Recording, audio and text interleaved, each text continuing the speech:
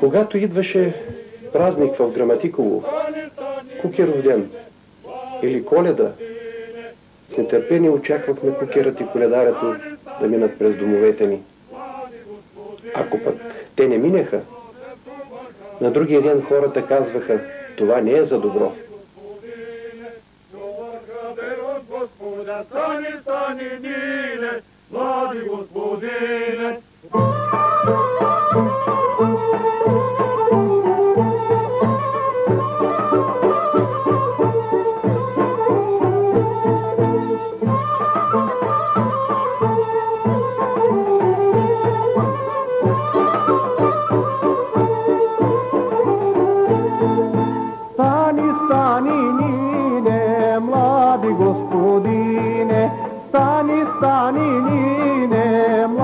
Господине, че ти да добри госте, стани, нине, млади господине, добри госте коледаре, стани, нине, млади господине.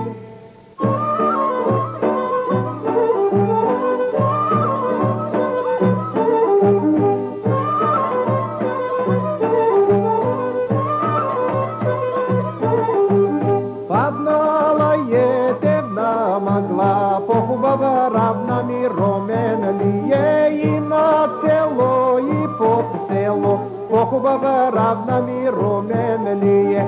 Това не било темна мъгла, по-хубава равна ми ромен ли е. Най-ми било сиво стадо, по-хубава равна ми ромен ли е.